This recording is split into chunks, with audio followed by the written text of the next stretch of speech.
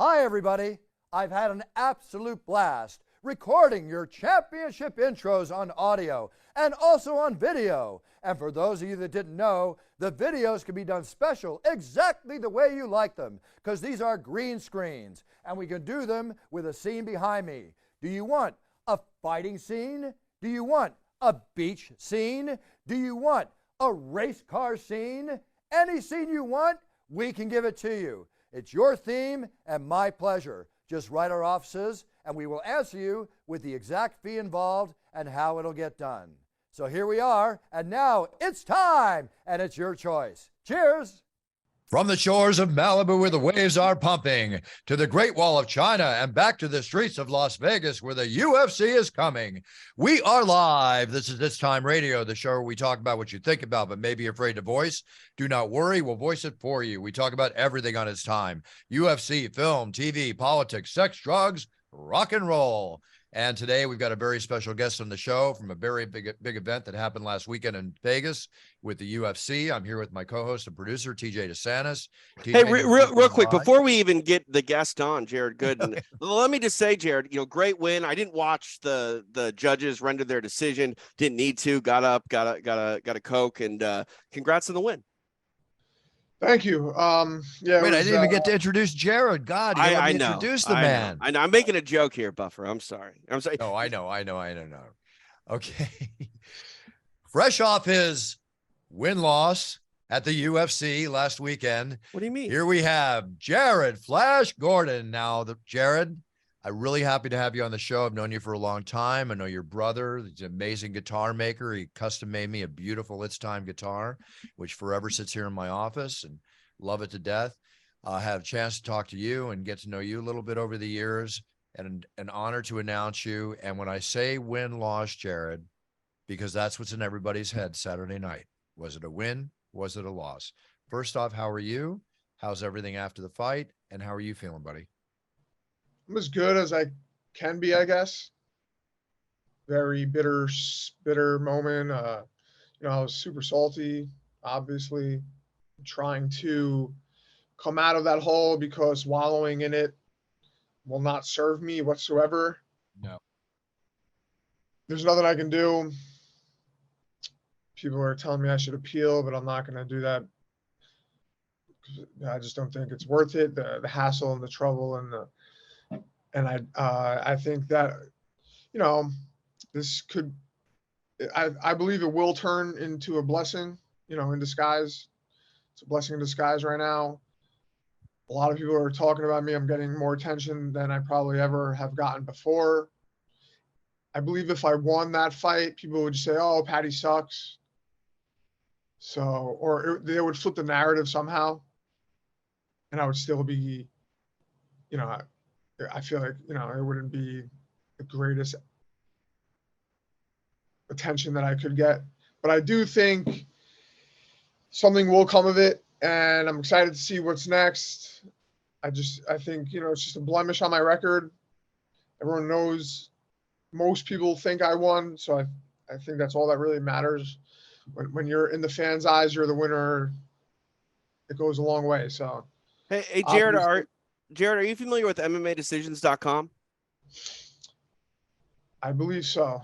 So basically, for those that don't know, it's an independent media site that gathers all of the scorecards from the judges that are actually in the building, but also MMA journalists, whether it be through their various outlets, Twitter, etc. And the number, I believe it is 24 independent media journalists have you winning that fight, and just one for Patty Pimblett. 24-1. Yes, I saw that. That says something. That says something, but let me say this, Jared. Knowing you were going to be on the show, I watched the fight again the other evening, right? Watched it closely. And fighters, when they put the little Twitter symbol in the left-hand window, fighters had you winning the first 2 rounds going in. I had you winning the first 2 rounds. TJ, did you have him winning the first 2 rounds? I definitely had him winning the first 2 rounds. I had him winning all 3 rounds. I scored at 30-27.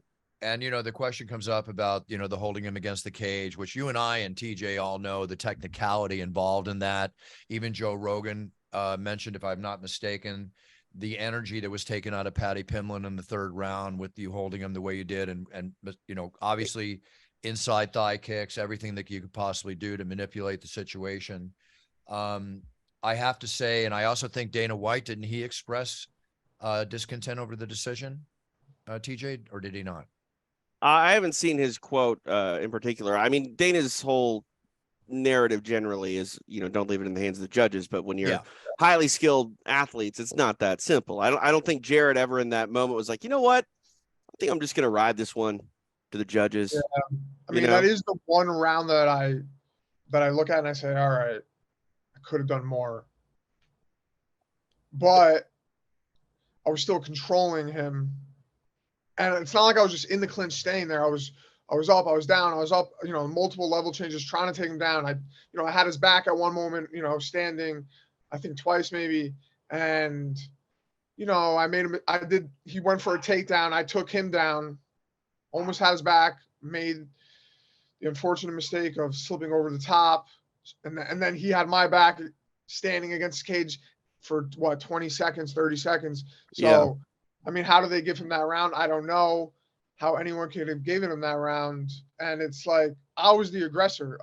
Dana did express that he thought I threw that round because all I did was hold him against the fence. But Patty did nothing either. I heard that. And yeah, Patty did do nothing at that against point. The cage, doing nothing. So it's like, I mean, that was the one round I regret, though, was that I should have disengaged, and my striking was clearly better also in the first two rounds.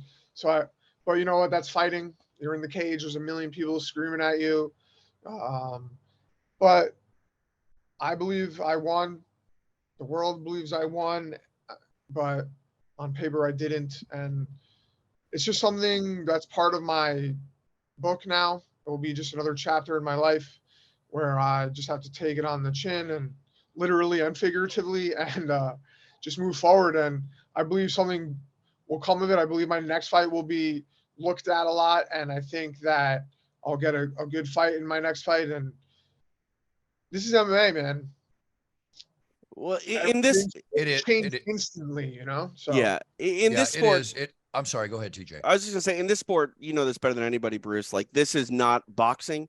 This is a sport where you can afford to have a couple of losses, especially losses like this, where yes, on paper it's a loss, but you know, most people watching, Jared, they know what's up. But the issue here, and I think, you know, I'm poking fun at it a little bit, and I think the issue and why you're more sullen and serious about it is obviously it's your career. It's a loss in your record, but it also directly impacts how much money you take home. And I'm not one to knock fighter pay. I think that the UFC takes better care of its athletes than any other promotion in the world in mixed martial arts. But the bottom line is this, you know, the way that fighter pay is structured, a decision loss, whether it's controversial or not, it affects your pocketbook instantly. And that is the unfortunate case in all of this, I think.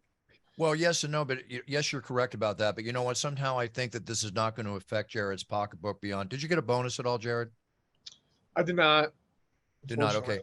I think, like Jared mentioned too, this might accentuate, depending on your contract, of course, but this might accentuate your earning potential, because it's definitely sometimes a loss brings people more to the forefront.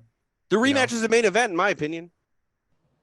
What was that? I said the rematch is the main event, in my opinion. You know what? I think it's worthy of a rematch, but they're probably going to try and put Patty, you know, who knows how the marketing and sure, I get it. But you know, I have a hard time believing, Bruce, that these guys don't meet up again down the road. You know, and they when they meet do up again down the road. When they do, it's fireworks. It's a main event.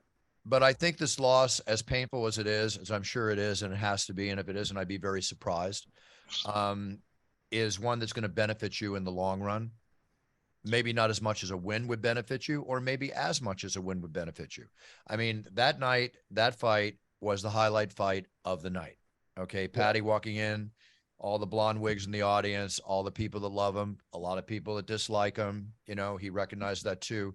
I was very surprised at, and I like Patty. Okay. I have nothing against Patty, but in his interview with Joe Rogan afterwards, and people even put on the internet Joe Rogan's look when I announced Patty as when I announced Patty as the winner, you know, that you could see Joe Rogan's face. Not that he already knew the decision, because he's obviously in tune with the production truck. But I don't want to say that Patty was cocky in his interview. But, you know, to think that he really dominated you the way he voiced it, I don't feel that that was the case by any standards whatsoever. He's selling the image, though, I think, you know. So let me ask you, Jared, what's the power on Patty's punches, Jared? It was nothing I've never felt before. Most of them were grazing off my hands. As you can see, this is the biggest bruise. I wouldn't call this a black eye. I would say I have a bit like a little bruise under my eye. Black eye is like your whole eye is just completely black, you know? Right. And you know, I have a couple of scratches. I don't know if they're from fingernails. So the blood that we were seeing was just scratches. They're not, I didn't have to get stitches. I didn't have to get sutures. I didn't have to get glued. Nothing. They're literally superficial scratches that you get from, you know, your baby clawing at your face or something like that. Well, also he was sticking out his fingers in his gloves, which Herb Dean had to talk to him about. I got poked in the eye. So, I mean, damage, I was landing the more significant shots, I believe. They were clean. His were just grazing off my hands and arms. Looking back at it, I wish I should have gone for a little more, but I thought I won, and it's just, it is what it is. But I believe, you know, like you said, I think this will only be good for my career. I spoke to Dana after, and he said, you know, we got you, and, you know, we support you. So no ill will towards anyone. I love the UFC, man. There's nothing like coming to fight week, seeing everyone, you know, all of the staff, the blue shirts, Heidi, doing, you know, the fighter meetings and you know, all the media, and then the way that it's just run is just beautiful. And, you know, seeing you, Bruce, and thank you, you know, Anik and all these other people, and it's just, there's nothing like it. I love it. I love the UFC. It's afforded me everything I have, you know, my marriage, my house, my materialistic things, the things spiritually and emotionally that UFC fighting in general has provided me. It's turned me into more of a man. It's turned me into a better person. You know, it's taught me discipline. It's taught me how to deal with things like this, wins and losses. We all go through it. The best of the best, the biggest, best fighters lose and they come back. And that's what makes, you know, champions. That's what makes me a warrior. And I couldn't be more grateful. Obviously the situation sucks, but I know something's going to come of it. I just need time to elapse for me to see the silver lining, and it will be a beautiful thing, I believe. Hey, I want to ask this question to you both, Bruce, because you know energy better than anybody, being, you know, the master of the octagon. But, you know, I don't think the judges did anything nefarious. I think they all believe that they, you know, did the right thing. There's no controversy in sort of, you know, them doing the wrong thing, other than maybe not being on point with their job. But my question is this: do you think the crowd, Jared, had something to do with it? Because, you know, you were definitely not the fan favorite. Patty's, you know, sort of this new star. They cheer everything he does, not necessarily everything that you do. Do you think that their applause and sort of enthusiasm for his offense swayed the judges? Yeah, I think it could definitely sway the way anyone looks at it. You have to be a diehard MMA fan or a martial artist to see through all of that, I believe. And yeah, I mean, I guess I was in the B corner, you know, and he was in the A corner, which is fine because that's been the role of my life forever. But that's what makes a great story, and I'm okay with that. It's nothing has ever been just given to me or handed to me. Which is what makes you the tough warrior that you are, both mentally, physically, inside and outside the octagon. You had a past with your ups and downs, and Patty actually paid you a lot of respect in his interview, talked very nicely about you, and I give him credit for that. I give Patty credit. I have nothing against Patty. I like him, man. I like Patty. I like Patty a lot. It's just the game. This is the game, it's man. Just the game you're in. And it's also one of those fights when you have a 29-28 decision on all cards. It was 29-28 in all cards, right? If I remember correctly. When they said that, I was like, oh, I won. Yeah, I know, because it's one of those fights that, quite honestly, again, could go either way. So it's like I'm just the messenger doing my job. You're being kind, Bruce. That's not a fight that could have gone either way. I'm Okay, sorry. I'm being kind. It's not. Go ahead, say it, TJ, because the news sources that cover the No, it Sky just Radio are it gonna is say what it TJ is. said it. No, I mean, I don't think I'm being controversial here. Again, 24 independent media journalists had it for Jared. Yeah, it's a fight that I guess you can make the argument that Patty won, but you're making an argument. I can argue anything. Trust me, ask my wife. She hates it. I'll argue about anything. Right. But the bottom line is, if you're a high, caliber mixed martial arts fan regulator, you know that the wrong corner got their hand raised. And like I said, it's unfortunate that it impacts his pocketbook right now, but I really do believe that, further down the road, this will be a main event rematch. Listen, Jared, if you can appreciate this, you're like the Ernie Shavers of the lightweight division. You remember Ernie Shavers in the heavyweight boxing division? Sure Right? do. Everybody had to go through this hard-hitting man who could knock anybody out, take anybody down at any time. This is your 10th fight in the UFC. You've been fighting in the UFC since 2017. This is your fifth year, about to be your 6th year. You got many more years to go in the sport. Take this from a learning experience, take it from your own personal feeling that you won the fight, and move forward, right? Try to I know it's going to be hard, but to a point, move forward, because it is golden for you in the future. The UFC probably can't wait to book you for another fight. Eyeballs will be on you in that fight. And it's a pleasure for me to announce you, and an honor for me to announce you. And I look forward to announcing you again. And it's just onward and upward. And like TJ said, in boxing, there's undefeated fighters. In the UFC, there's one named Khabib Nurmagomedov. The greatest fighters in the world, the greatest fighters of all time, all lose fights in the octagon. It's just It's a win in so many ways, and it's hard to is. keep that in mind. Again, when you take home half your money, but it's a win. Your stock went up, Jared. If anything, you can be proud of is your stock went up for sure. Fortunately, money is not something that I have to worry about. So I love hearing that. if this was my first UFC fight, then maybe I would be like, oh, but I have other sources of income, and I'm not relying on any. I'm not, I don't need that extra money to. Nothing would have changed. Everything would be the same. It's not, so I would just have a little extra money in my checking account. So, I mean. Well, speaking of which, I know we have a few minutes here. I like to get into the fighter. Okay, we know about the octagon fight. We've gone over that. We know where that's at. I want to know about you more so as a person. Jared, your other sources of income, because you want to think beyond your guns for when you do eventually put your gloves down. What is your other sources of income? What are the other areas that you're involved in, if you don't mind saying, in your lifetime career? I'm partnered with a drug alcohol treatment center. Okay. And they pay me a nice salary. So I better not talk to you about Puncher's Chance bourbon. I got it. Oh, you know what, man? You throw it on there. Who cares? As long as you don't have a problem with it. But it's a for-profit organization, so we have to toe the line of, are we doing this for money, or are we doing this to help people? All the people that own the center are in recovery as well. So it is they're doing it for the right reasons. Right. So, but yeah, I do get a salary from them. I'm like their brand ambassador basically. And I help people almost every day. My DMs right now are out of control with people that are trying to get help.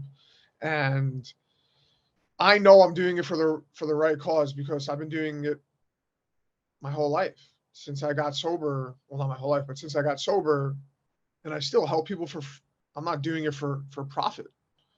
So, it's something that I had to pray about and talk to my AA sponsor about, like, I want to make sure I'm doing it for the right reasons. And I know I am. And I know the people that I work for are doing it for the right reasons. But yeah, that's what we do. We help people that have drug and alcohol problems. And hopefully they can live a better life. I mean, I was shooting every drug I could put in a needle. I was IV, cocaine, heroin addict for many years. Anything I would shoot K, I would shoot meth. Anything I could put in a needle and shove in my arm, I would. And I mean, I just fought in a co-main event on a pay-per-view in UFC last weekend. So anything is possible. It doesn't matter how far down the tubes you go. I was facing 25 to life. Almost went to jail for the majority of my life, to prison for the majority of my life, and here I am. You know, I've overdosed. What were you in jail for, Jared? I got arrested for a home invasion, robbery, felony, battery. How old were you?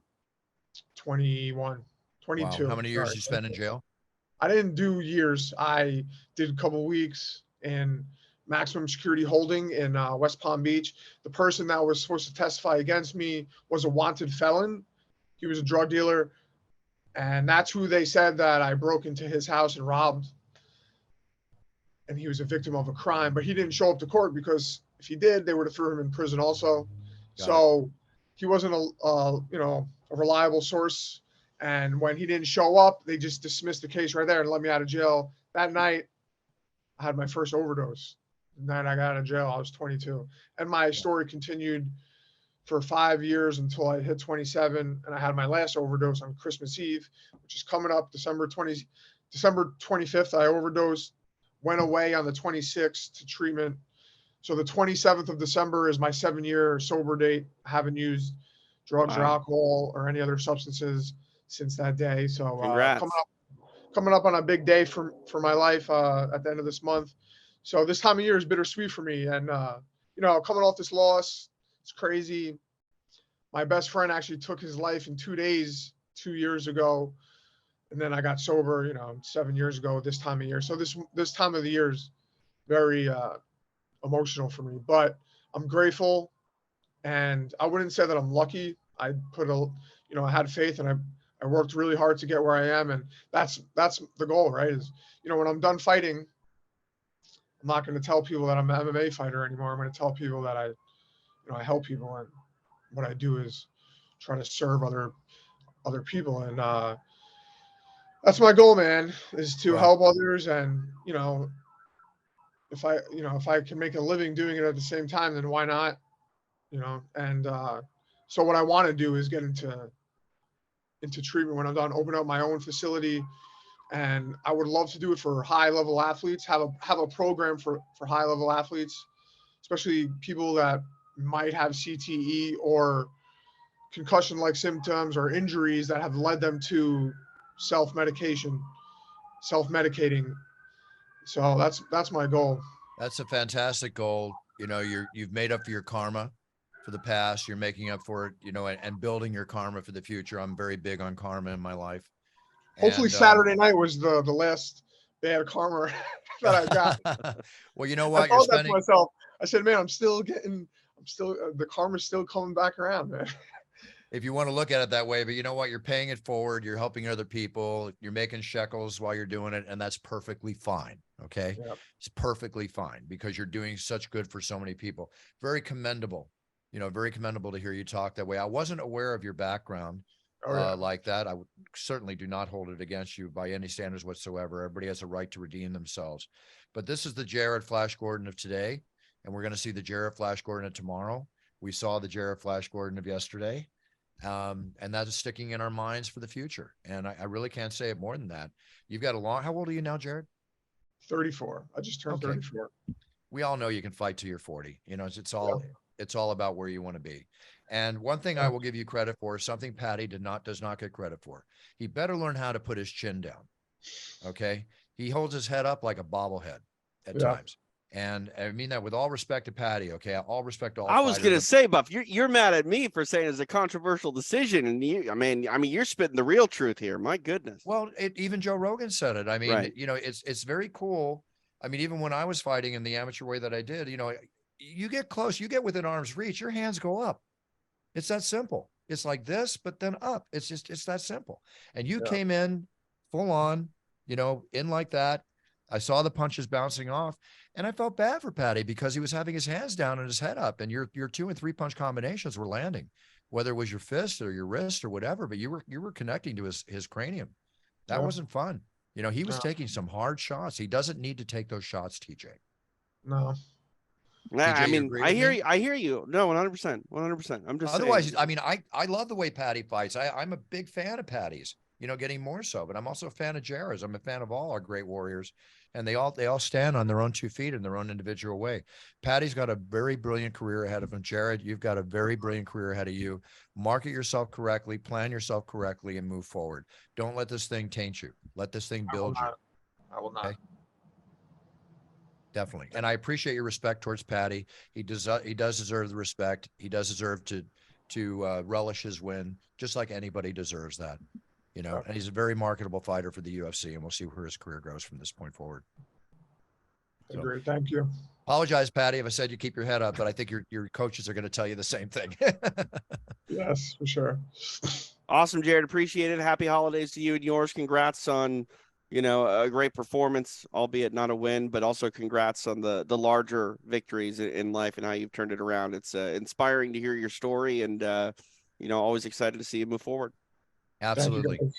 I appreciate it. I look forward to seeing you again, Jared. Please say hi to your brother Dean, and my best to you and your family, and for a very, very happy and fun and loving holidays for everybody. Okay. You guys as well. Thank you. All right. Happy New Year. You too. Bye. All right. Take care. Well, there he is, Jared Flash Gordon. Yeah. I mean, it was good to have him on the show, but you know, I don't think any of us are saying anything that nobody else has thought. No, no, and again, I'm not being disrespectful to Patty when I say I don't think he won not the fight. at all. I like Patty. You know, it's just the bottom line is that it seemed pretty clear cut to me. You know, I too went back and watched the fight again. I scored it 29-28 on the rewatch, still for Jared.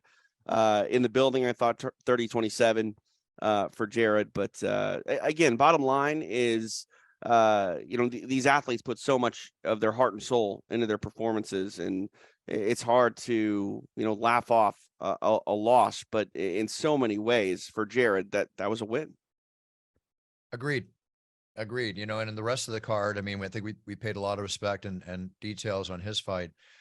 I saw Jan Błachowicz the next day in the lobby. We took a picture together. He made a very, very respectful, honoring post. You know, they posted our picture together. I can't thank him enough for the words that he wrote. But, you know, he was super classy post fight as well. What's that? He was super classy post fight as well. He's a classy guy. Yeah. You know, he's very respectful, very classy. He was on his way back to Warsaw to be with his family. Magomed went in there and did his thing. I mean, I'm sitting there at the judges' table when they're adding it up, and you can imagine, you know, we're all looking at each other. I'm thinking, oh, I got to say this one. Well, a split draw is the rarest of decisions. Well, I don't think, I mean, people just sort of look at it as a draw, and they don't really realize the intricacies of what has to happen to A, have a draw, but B, a split draw. A split draw is when you have two dissenting judges, one for, you know, the blue corner, one for the red, and then your third and final deciding judge has it as a draw. And it's very, very rare that a judge will turn in a scorecard independently from his contemporaries as a draw. But yeah, it was crazy. It was a crazy night of fights. Crazy night of fights. You know, we've got a new superstar coming on his way with Paul Rosas Jr. Oh man, Raul rather Rosas. Yeah, Jr. yeah. I no, mean, it's this talk kid's about got a lot pressure, of confidence, man. Talk about pressure. If anyone was going to feel pressure, it was going to be that young man.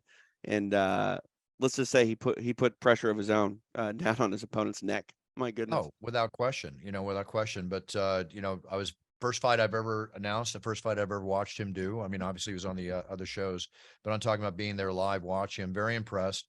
Yersinia Rosenstrike. Holy geez, Louise. Yeah. He's terrifying. Terrifying. Yeah. Say the least. Terrifying. Santiago Ponzinibio now. Oh man.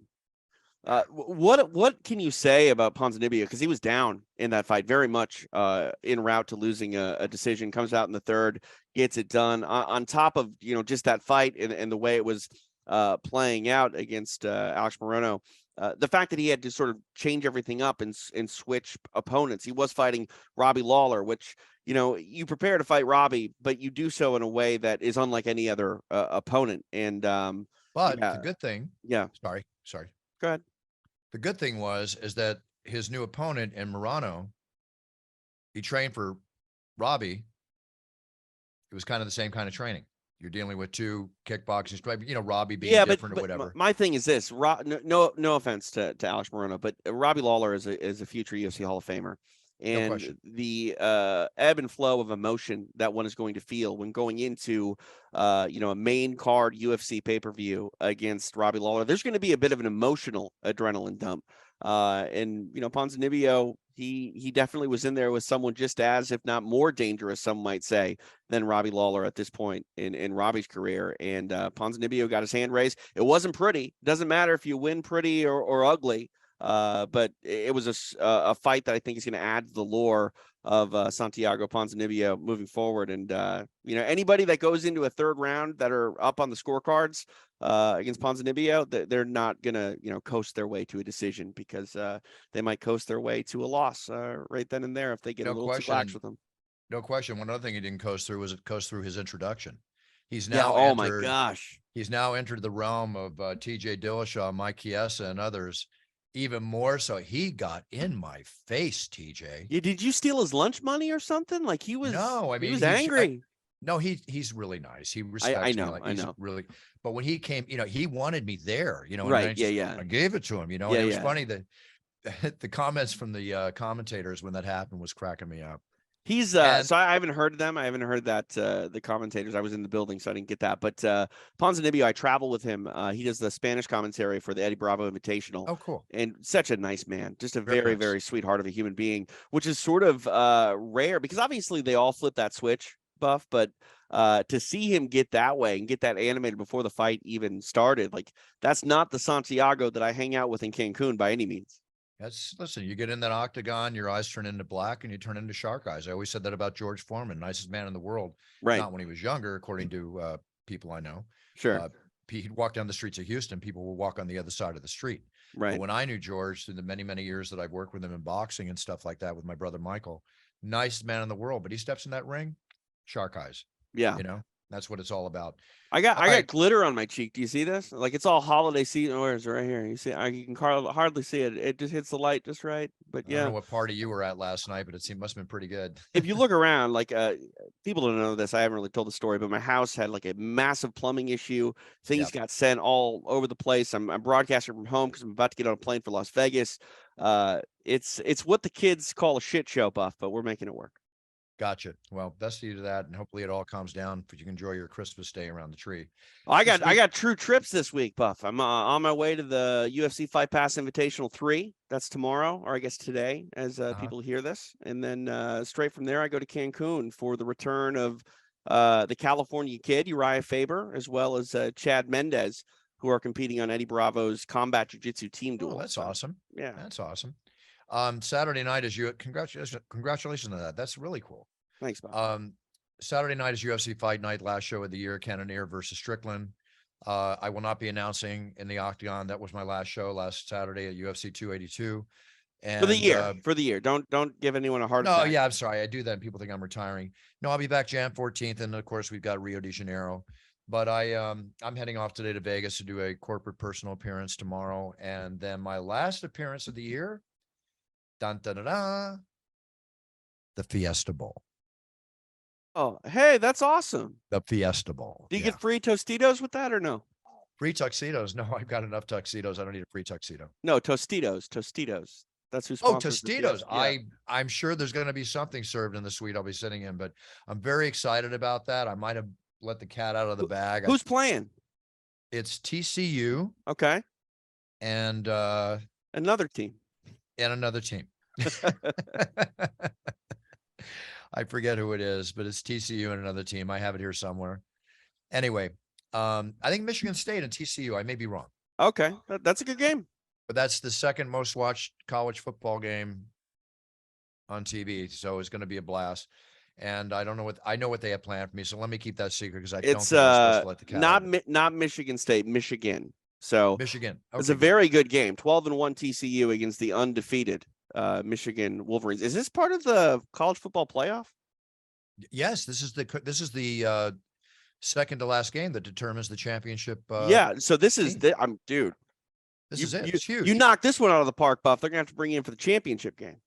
Yeah, you never know. I mean, I'm working my way up in football, from the Raiders to this, to, I started with the Washington Redskins, now the Raiders. It's all good. Yeah, there you go. And but the Raiders, what a devastating loss last week. Oh my God, they have a chance to make the playoffs, and playoffs. They had a chance to make the playoffs. They may still with 3 or 4 games left. That's a football joke that people get. Never mind. Oh, okay, I got you. We'll leave it at that. Okay, good. Let's go into some news. I think we let me see. Sports wise, I got a few more things in sports. Okay, this huge $350 million contract handed down to Carlos Correa, 13-year deal with the Giants, $350 million. It hurts me, hurts my heart. He was a Twin last year, signed a 2-year deal. Everyone thought he was going to opt out, which he did, but yeah, all right, good for the Giants. Staggering. And the Rocky movies and others must be paying well because Michael B. Jordan now is one of the owners of the EPL club soccer team. Which one? Blah, blah, blah. Bournemouth? Yeah, Bournemouth. Yeah, Bournemouth. Bournemouth? God, you know that right off the bat. I'm not that. I mean, I'm a pretty big fan of soccer. Okay, well, he's in there. And Shaquille O'Neal is now expressed interest. Not a surprise. He wants to be an owner in an NBA team. I can see that. Well, they're all kind of follow. I mean, in the soccer front, they're kind of following Ryan Reynolds, who's doing that, and Ryan McElhaney. Ryan Reynolds, the actor. Yeah, correct. And McElhaney's on It's Always Sunny in Philadelphia. They bought a Welsh soccer team, and yeah, I mean, everybody wants to be in business and sports. So Ryan Reynolds made like $335 million or something like that off his gin, so he might as well put it somewhere. He's also got like the best cell phone company out there. Oh, he's a worker ant, man. I give that guy a lot of credit. Aside from enjoying him as his acting. You know, the Mets payroll now is nearing an unthinkable $400 million a year. You better win a championship. $400 million a year. They've got two guys over 100. I'm looking at these paychecks. I mean, good for them, you know, but oh wow. I mean, good for them if they win a World Series. Yes. I mean, my question is, how much money can you even really make? You're relying a lot on those tickets to be sold when you're spending that kind of money. Yeah. I mean, how much is it to go to Citi Field now? You know, if you're paying almost $500 million a year, what are you charging the people to come see the ball game? It's crazy. Another thing, and another couple tragic things. A World Cup security guard dies after a fall while on duty at Lusail Stadium. It's terrible. Terrible. And of course, we all know that Grant Wall, you know, again, Grant Wall died of a ruptured aorta aneurysm at the World Cup. Yeah. Young man. It's a shame. In his 30s, I believe, or early 40s? I think he's in his 30s. Yeah, it's crazy. Crazy. Let's see if I can get it. Well, yeah, he was a young man. Let's put it that way. Yeah. A little news here. My best wish and condolences go out to the family and loved ones of a very popular TV DJ from the Ellen DeGeneres show. Steven Twitch Boss is now dead at 40 after committing suicide. Oh, that's terrible. I saw the news alert today. I didn't know it had gone into that much detail, but yeah, it's very sad. I mean, it's a lot of people are in shock over this, as anybody would be over a suicide. But it's amazing, you know, you see people and they're so happy on the outside. Right. You just don't know what's going on the inside, you know? And that's with anybody. Anybody. Totally. And Jay Leno, you know, he's given in details. You know, he's already back to performing. That's crazy. I mean, it was shocking when you told me about that story on the show, and to now hear that he's already back, you know, doing things is crazy. Well, he was, you know what it was? He was trying to unclog a fuel line. Right. Yeah. And he told his friend to blow some air through the fuel line when suddenly he was hit with a full face of gas. And that's where it got worse from there. It's terrible. So just unbelievable. Yeah. When you think about it. But anyway, he's such a workhorse. He's back. You know, the guy does numerous appearances. A friend of mine had a corporate appearance for him. They were paying him a ton of money. It was just 2 weeks ago. He had to cancel 5 days before because of you know, what happened. I offered to fill in, but they wouldn't pay me the same amount of money. And I don't tell jokes as well as he does. So it's okay. All good. All right. COVID. Here we go. Beijing. The streets are empty. They on lockdown?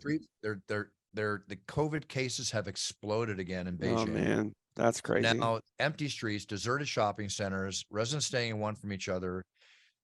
I'm not being a pessimist, but again, this reminds me of 3-4 years ago, whenever this thing started. This time of year, we heard the same thing. Yeah. I mean, I got COVID the first time a year ago on the same trip that I'm doing now, Vegas to Cancun back to LA. So yeah, it's a scary time, and I'm not trying to, you know, send people into, you know, hysteria or anything like that, but it would make sense, right, Bruce? Like, it's that time of year. It's the holiday season. Time of year. People are traveling. You know, do what you can, stay in front of it, be healthy. Well, let me tell you on a personal level what happened around me. one of my mother's caregivers, I get a call. She's there with my mom. I just tested positive for COVID. She's been with my mom for 1 day, almost a full 24 hours. I feel like this is always happening with caretakers. Mask went on right away. Right. Monitor. My mother could not spend Thanksgiving with me because I had to quarantine her, which I hated. That's so tough. And, I'm talking to her through the doorway, right, dropping off food. Yeah. But my warrior, old breed, amazing, beautiful, elegant mother did not get COVID. Isn't that great? I mean, I believe it. Your mom's a fighter. You haven't really told the story, but like, I remember you canceling one of the shows that we did. This is a decade ago at this point. Oh, when she was in hospice. Yeah. You're saying my mom's in hospice. And like, it's just, that's a trigger to say, oh, I'm sorry, Bruce. Like, that's a trigger to say, like, you're going to lose this person. And here we are a decade later. Your mom's not only out of hospice, but, she's, getting past and getting through COVID scares. It's crazy. Let me tell you that story real quick. My mother got pneumonia. For those that are elderly and people taking care of their elderly parents, she in the morning was okay. The lungs started to fill. By the afternoon, she had pneumonia. That's how fast it can happen. Right. Got her in the hospital. She was in there often. She was in and out for 3 weeks. She went in for her final one when we had to bring her back. Her lung collapsed. Okay. I was going to Brazil. The doctors called me in with my brother, Brian, Kristen. We all went. And luckily I had what they call a gerontologist who helps me do what's needed to care for my elderly parents, over the last few years when I need advice. The doctor said to me, your mother's lung collapsed. She's going to die tonight, or she's going to die in 2 weeks. We want to give her morphine. Right. Mm-hmm. I said, don't you dare put morphine in my mother. She'll be gone in 3 or 4 days. Well, correct me if I'm wrong, Bruce. Doesn't morphine sort of dull the body's sense to fight? You're getting him prepared to die. Yeah, but like, doesn't it almost shut down your immune system? Your immune system stops fighting. I medically cannot answer that with total reliability in my answer to your Was that question. your thought process, at least? Yes, it was in my thought process, because the gerontologist told me that if they start putting morphine in her, it's like, and I'll tell you why I know that's true. I pulled her out of the hospital. We pulled her out of the hospital. Luckily, I had the ability to do this. I set her up in home hospice. There was a morphine syringe in the fridge. For if things got bad, we were told to give her morphine. Why, right. If when things got bad, were we told to give her morphine? I think the answer is obvious. Right. My mother went home to pass away. And that's why I can't, that's why I had halts in certain things. At that time, I had blown the ACL on my left knee. Right. And that was the second time I blew it before I did those 3 UFC shows. So the doc, I could have gone in and got my knee repaired, but I didn't want to be laid up. I wanted to be there to take care of my mom. That's the main reason I am without an ACL on my left leg, which is fine. I'm doing fine. I'm not. Hey, you're getting airborne again on these main event introductions. I see it. I train like an animal. So, I train the way I love to train. So I hold my breath every time your feet leave the ground, though. I hope you know that. Oh, please don't say that. But I appreciate that. But getting back to the other thing, my beautiful mom, she's there, she's fighting, she's positive. She's got this warrior spirit that's unbelievable, which I hope has been instilled in myself and my brother. And I know it has, along with my dad's warrior spirit. 2 months later, they call me from home hospice. Hey, we have to graduate your mother out of hospice. Her lung came back. Okay. Amazing. The lung the doctor said would never come back. My message to the people out there is doctors are brilliant, but they're not gods. They practice, stay on top of them.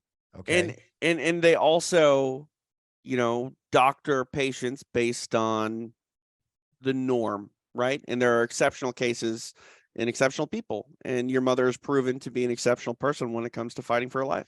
Well, she's 94 years old now, and she's still beautiful and always will be. And a smile lights me up every day, as I hope everybody's mother lights up their day for them too. I sent a note to the doctor through my gerontologist with a before and after picture of her lung. And I just said, think before you leap. Little message. Think before you leap. There you go. All right, everybody. Pay attention. Take care of yourselves. Be preventative medicine. If you got something wrong with you, get it checked. Don't wait till you're sick. Deal with it ahead of time. Okay, we got to go into a couple other things real quick before we go out. And these are the stupid is as stupid does stories of the week. My favorite part of the show. Here we go. LA Sheriff's deputy rookie. Okay.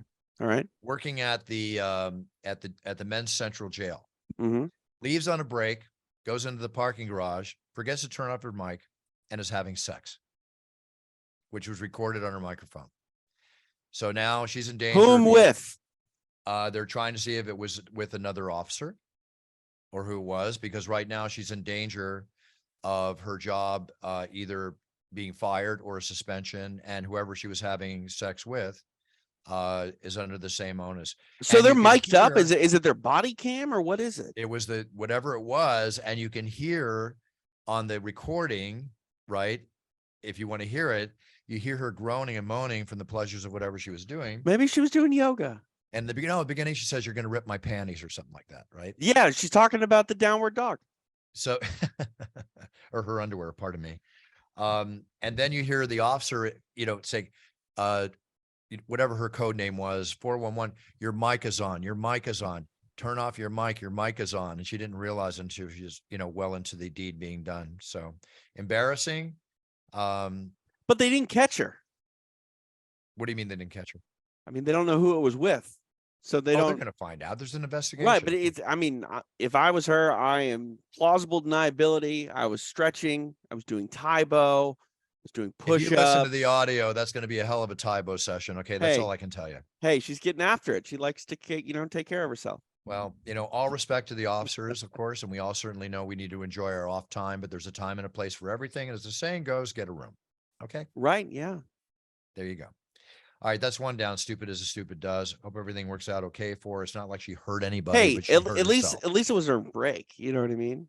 All right. Well, here we have another I'm trying to story. figure out if she actually did anything wrong here. Well, morally, probably not. As far as being a police officer on the job, even if you're on a break, maybe. Well, sex in public is not legal. Okay, was it in public? It was in a parking garage. Okay, so was it an RV? Would an RV constitute as public? I don't know if it was an RV, TJ. I'm just saying. I might be the criminal defense lawyer here. I'm just going to try again, find plausible deniability. Well, while we're talking about things involving genitalia, let me go forward with the last stupid as a stupid does story of the week. All right. A Las Vegas woman found herself in a bit of a sticky situation with police officers after she allegedly stole a super expensive watch. Okay. What happened is police were called to the Aria Hotel in Vegas. Right. I'm familiar. After a man claimed he was cuddling this 33-year-old Sarah Richards is her name. Uh-huh. She continually insisted he take his Rolex off while they laid together, right? Right. She didn't want to So get cut or something. He put the watch under his pillow, Uh-huh. continued to drink wine at her request. And then he fell asleep. And then he says he noticed it missing and she went into a panic and left. So he followed her all the way down to the lobby. I'm sorry, I have to laugh at this. According to the reports, the police couldn't find the Rolex at first, but eventually they found it. Where do you Oh, think it was? no. I don't know, Buff. Please tell me She put it in her genitals. She put it inside her genitals. Is that a new Tiffany bag? I've heard of a That's what it's pocket called? watch before, but that doesn't really. No. Oh my God. I think once I think I've heard everything, I haven't, right? I mean, so I mean, does the guy want it back? Do you sell Well, it? the guy feels he was apparently drugged, at the hotel or whatever. Does he want it back? I'm sure he does. But Well, I hey, mean, but what do you do with it? Like, I don't it's a know. Rolex. I hear you, but do you Get really it want to wear clean, it? sell it, put it on eBay. Don't get. That's what I'm saying. That's what I'm saying. I'm just, I'm. You know what? As freaky as this world is, if you put that on eBay, Oh, telling God. the story, it might go for twice as much as it was worth in this freaky world. There are people out there that will pay a lot of money for really gross things. That is just crazy. Yeah.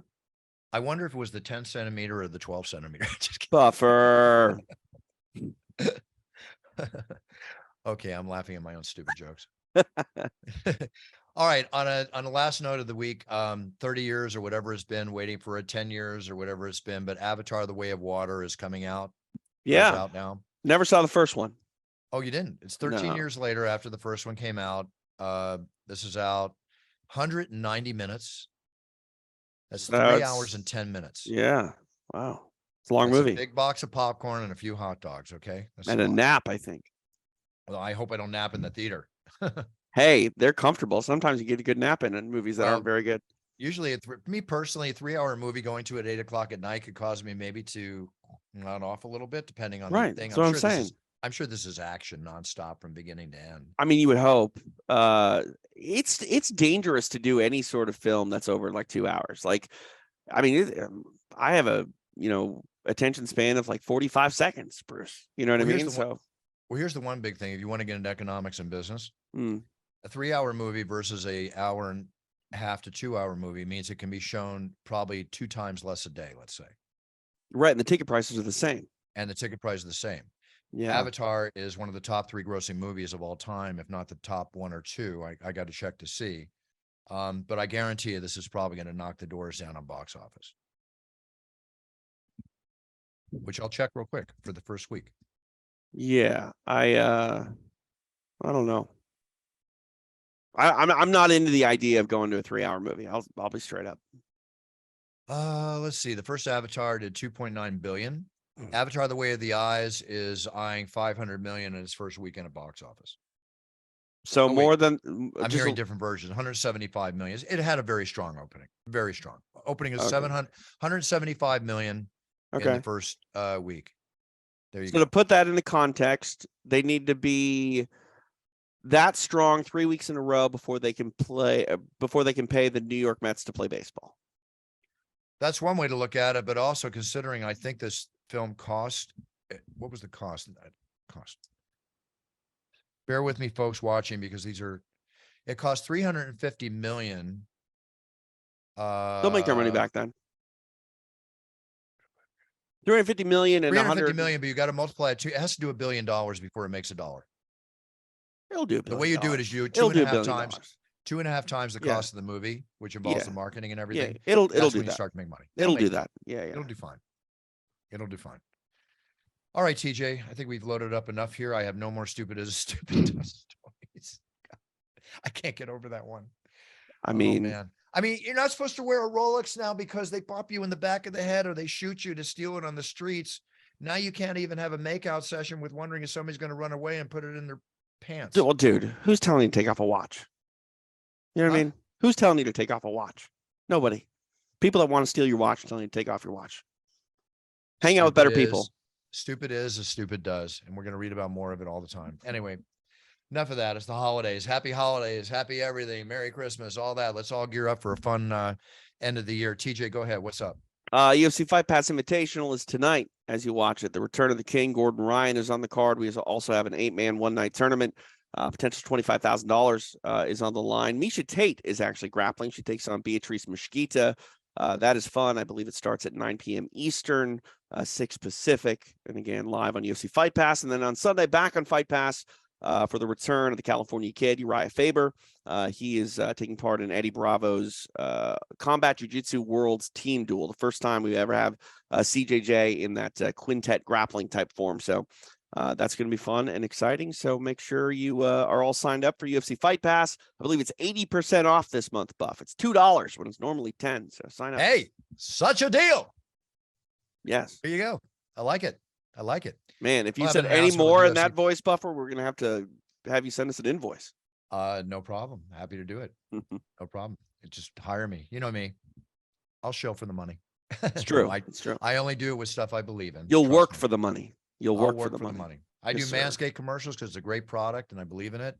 And Blue Chew, hey, if you need it, use it, chew it, do it. You know, whatever the case might be. Got some other very fun things happening next year. Wait till you see some of the stuff coming out.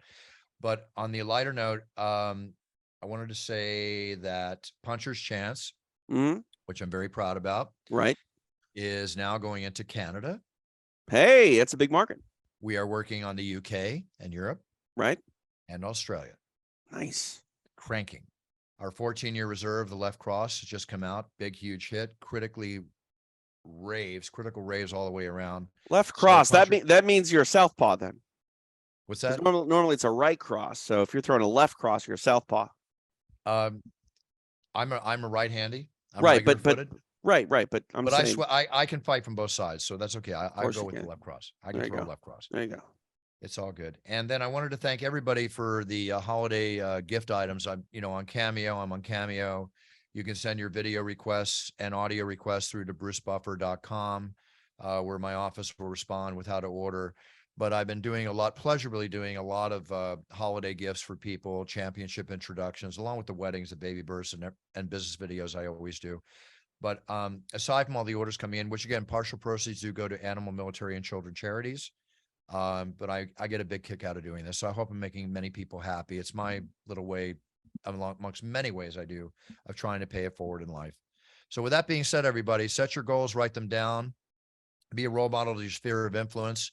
So when you set on that yellow brick path of life and the road that you're going to set forward and move on, you can be the best you can be, whether you're champion, number one, whatever the case might be, just be the best you can be, because then you're winning. And that's what we're all about. So let's end the year strong. To start the year strong, we'll be back next week with another show. Will we be? And It's Christmas. actually, you know what? Would you like to have Gordon Ryan on from ADCC? Or the Fight Pass Invitational That's right. He's got the Fight Pass. What? That's this weekend. tonight? Oh, then we should get Gordon. Do you have Gordon's info? I mean, I'll see him. I'm calling his match tonight. Okay, set it up. He's texted me this week. So, and he said he'd love to be on the podcast. So let's set him up. Let's try to get Gordon on next week. Sounds good. Okay. All right, buddy. TJ, thank you very much. Buffer out. Talked enough. See ya. Bye. Happy holidays.